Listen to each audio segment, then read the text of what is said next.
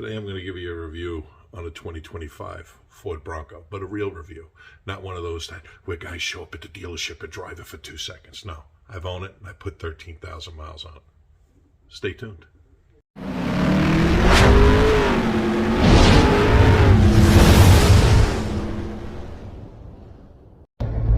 I'm being quiet, you can hear the noise.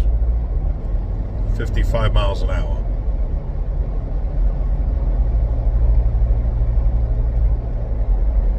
See? That's the cabin noise at 55.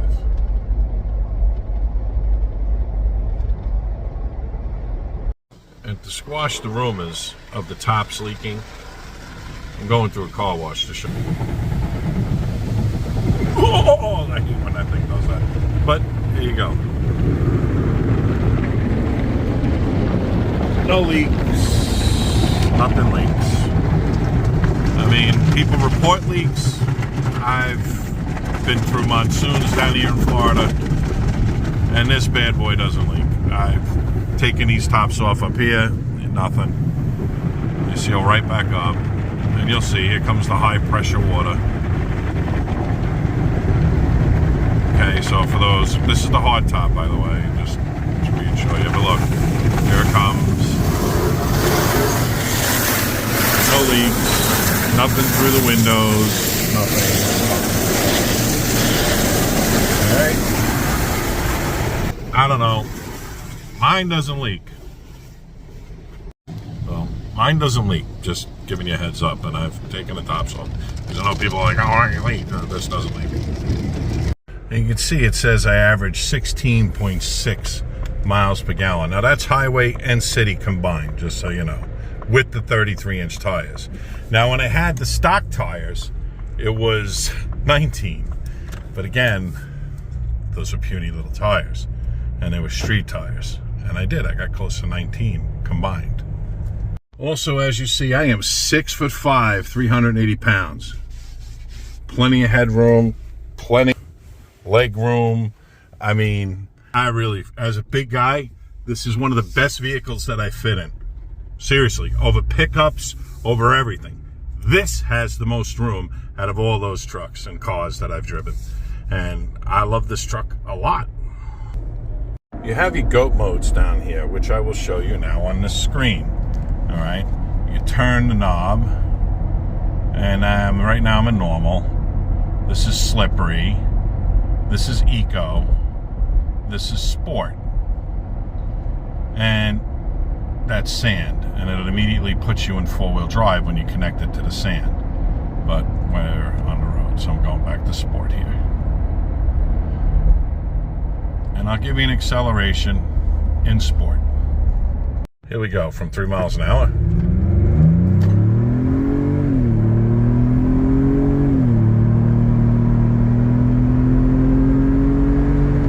Now, mind you, this is the 2.3 EcoBoost with the 33-inch tires. And here it is, my 2025 Ford Bronco. You can see I added the modular bumper, the 33-inch tires, and the fog lamps. Let's go around it so you get an idea. I kept the steely wheels because I like the steely wheels. So I added 33-inch tires to them. I also added the tire cover. So with the base you get really tiny wheels, and I just didn't like that. But this is it. I also added this Bronco script. This does not come with it. Here is the interior cabin. I have the seats folded down. You have grab handles here, but you don't get one here on the base. And you do not get the extra switches for the locker. I also added these upfitter switches. That does not come with the base. You get an eyeglass holder that you push down. Now, I've taken this truck all over the country. I put those 13,000 miles on it, and I enjoyed every minute of it. This is an excellent vehicle if you were to drive cross country. Now, the one thing that I would do different, with the base, you do not get locker front and rear diffs. I didn't know that until after I purchased it. I wasn't paying attention. So for a few grand more, I would opt for the Sasquatch or the Outer Banks, whichever one comes with the next level up, comes with the locker, front and rear differentials, and a stiffer suspension. This one is great in the wind, doesn't slap it around like a Jeep CJ, but it does get slapped around. It is basically as aerodynamic as a brick. But from my understanding that the ones with the upper trim levels, it's just a little bit upper. You don't have to go, Raptor and all this, high-end crap. For just a few grand more than the base, you get a stiffer suspension and lockers. And from what I understand, it doesn't slap around as much. I also have a 2-door. From my understanding, the 4-door doesn't get slapped around as much. But again, you got to remember, these things are as aerodynamic as a brick. I've owned CJs, I've owned Wranglers, I've owned all sorts of Jeeps, and this 100 times drives better on the highway than those. The wind noise with the hard top, it's still there. It's not as loud as if you had a soft top, but it's still there. It's not going to eliminate it. Just giving you a heads up. This is important things you need to know. I also have the 2.3 liter 4-cylinder, which I will show you now. And here it is. As you can see, there's plenty of room. It's got a big old turbo. Very, very roomy in here if you had to work on it yourself, if you wanted to. And that's that. And I forgot to mention, it does not come with this modular bumper. It comes with a basic plastic one. I added that too.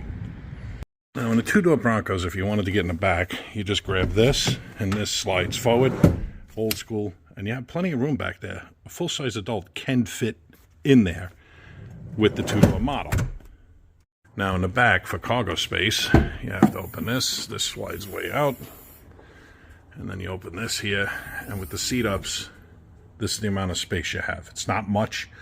When you put the seats down, you have plenty of room. You can put lots of stuff in, but here, not too much. Under here, you have a little gas filler thing, and your jack and stuff like that. Okay, one known problem that a lot of people in the Bronco forums talk about, and I'm going to discuss this with you guys so you know if you do buy one with a hardtop. A lot of people say they crack. I have not had any cracks in this. They say, oh, it's only got 8,000 miles and it's cracks. As you can see, I don't have any. But from what I understand, Ford replaces them right away, but the ones they replace it with crack also. So you just keep bringing it back.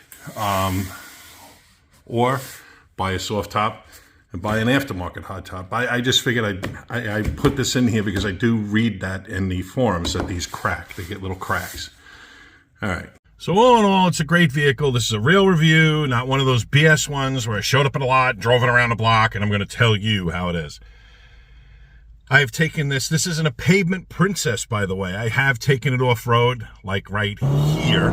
You'll see me blasting through the Ocala forest, and like I said, I've taken it around the country as well. It does phenomenal off-road, even the base with the open diffs. I've been through soft sand. It doesn't get stuck. It doesn't hesitate. The reason why I say I would go for locker diffs is because if I wanted to do any climbing, I would, or if you get stuck in certain heavy mud things that you want to do, you're going to need the lockers. Other than that, this is a great vehicle. I hope it helps you make a decision. If you like what you've seen here, like, comment, and subscribe.